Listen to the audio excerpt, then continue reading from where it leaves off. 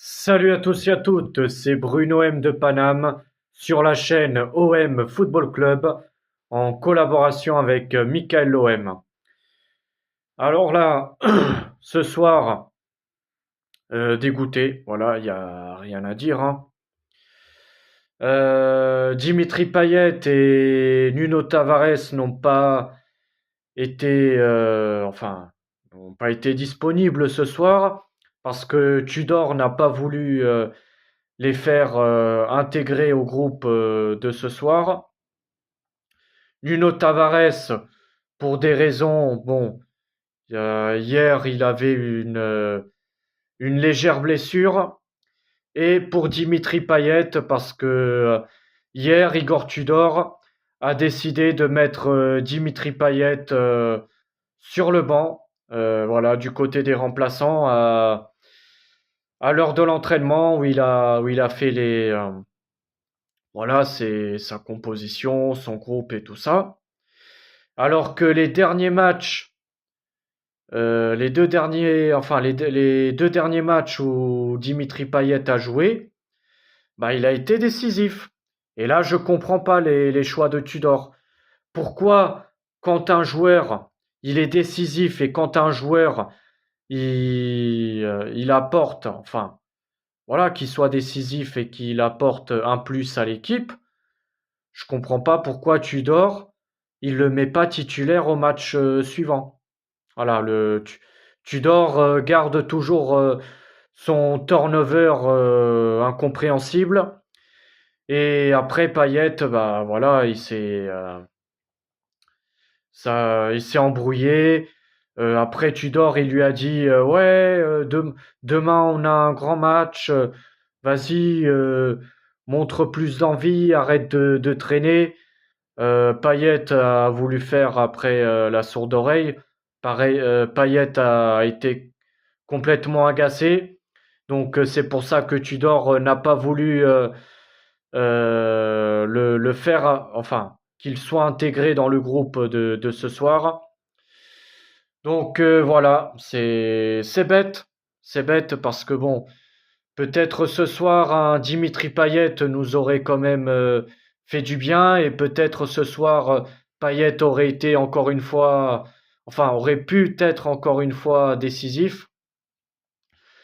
Donc toujours dans la même tactique, le 4, le 3-4-2-1 avec Paul Lopez toujours dans les buts. La défense centrale, c'était Mbemba, Balerdi et Gigot. Milieu de terrain, c'était le duo habituel Verretou-Rongier. Ça fait quand même quelques matchs que Guendouzi n'est plus titulaire, alors que c'est un joueur quand même voilà, qui mouille toujours le maillot, qui court de partout, qui apporte énormément. C'est un joueur qui a trois poumons. C'est quand même dommage de s'en priver. Et en attaque, bah, Alexis Sanchez était avant-centre, accompagné de Malinowski et Under. Et les latéraux, c'était Kolasinac et Klose.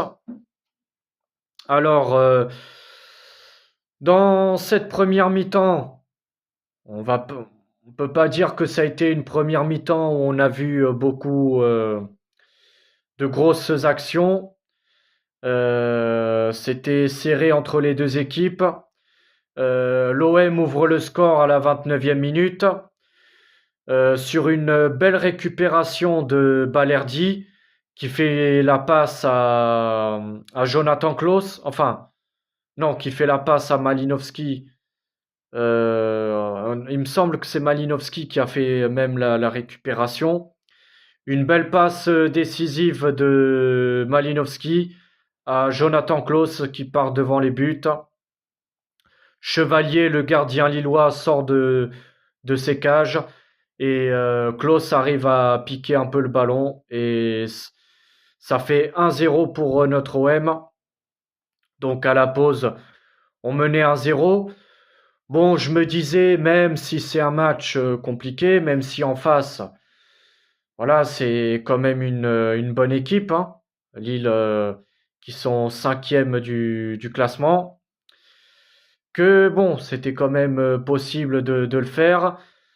Après, c'est sûr qu'en deuxième mi-temps, euh, leur coach Paulo Fonseca, qui a déjà entraîné la Roma et bien sûr Braga et il me semble le FC Porto aussi. Voilà un entraîneur qui a son talent, qui a la capacité de motiver ses joueurs. Voilà, c'est ce qu'il a fait à la mi-temps.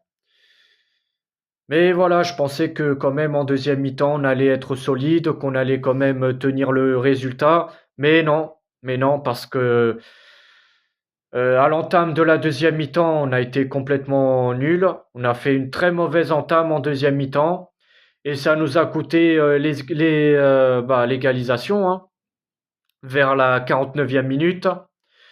Il y a eu une mauvaise entente entre Issa Kaboré et Paul Lopez. Au lieu de dégager le ballon devant, Issa Kaboré, devant les défenseurs lillois, il a voulu faire la passe au gardien. Bon pressing des Lillois. Le joueur lillois se jette au ballon. Et Paul Lopez sort de ses cages et fait une faute. Voilà. Même s'il n'a pas fait exprès, Paul Lopez était en retard. Donc c'est sûr qu'il y avait penalty. Il n'y a aucune contestation à faire. Et voilà, ça nous coûte l'égalisation. Après l'égalisation, l'OM a eu une très très bonne occasion. C'est Alexis Sanchez qui a trouvé encore une fois le chemin défilé. Encore une fois, pour tous ceux qui l'ont critiqué, que oui, il a 34 ans, il est fini, il est mort. Quand même, cette saison, il nous a apporté quand même énormément. Et encore une fois, il a trouvé le chemin défilé ce soir. Mais malheureusement, le but a été refusé à cause d'une position de hors-jeu. Ça s'est joué à rien, à pas grand-chose. Voilà, c'est sur une, sur une récupération de balle, il me semble. Donc voilà, c'est sûr que c'est cruel. Après la mauvaise entame de la deuxième mi-temps, c'est sûr que ce but-là nous aurait fait du bien. Mais malheureusement, voilà, ça a été checké par la VAR. Donc voilà, ça s'est joué à pas grand-chose malheureusement. Donc on n'a pas pu prendre l'avantage. Et ensuite, sur sur une erreur hein, de notre défense, hein, notre défense qui n'était pas assez concentrée, il y a eu un centre lillois et voilà, je sais pas si c'est Mohamed Bayo qui a marqué le but de la victoire des Lillois sur un joli coup de tête, sur un centre. Donc voilà, on s'incline de buts à 1. C'est sûr que la deuxième place, on peut commencer à être quand même pessimiste parce que si Lens gagne demain à Lorient, les Lensois nous mettent à 5 points. Et Lens, ça va permettre à creuser l'écart sur nous et d'assurer bien sûr une qualification directement en Ligue des Champions pour les 100 et or. En tout cas, voilà, on s'est mis dans une situation encore plus compliquée. Et franchement, voilà, ça dégoûte. Après, en deuxième mi-temps, il y a eu les changements qu'il a fait Tudor. Il a enlevé Issa Kaboré pour mettre Vitinha. Un changement offensif, mais malheureusement, ce changement n'a pas été décisif. Voilà, il y a eu aussi en première mi-temps Jonathan Klaus enfin non, pas Jonathan Klaus, pardon, Gigot sur un contact qui a été carrément sonné.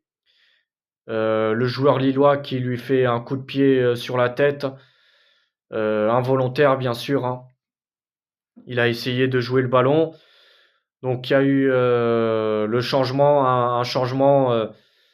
C'est Issa Kaboré qui a remplacé Gigot à la 18e minute. Donc ensuite Kolasinac a dû descendre en défense centrale parce que voilà, Kaboré a pris la place de latéral gauche. Mais en tout cas, voilà, c'est une défaite franchement qui dégoûte. Et on n'a plus qu'à espérer bien sûr une défaite des Lensois demain à Lorient pour qu'on reste seulement à 2,2 parce que si Lens gagne demain, eh ben, ils nous mettent à 5 points d'avance et franchement, ça va sentir mauvais pour nous.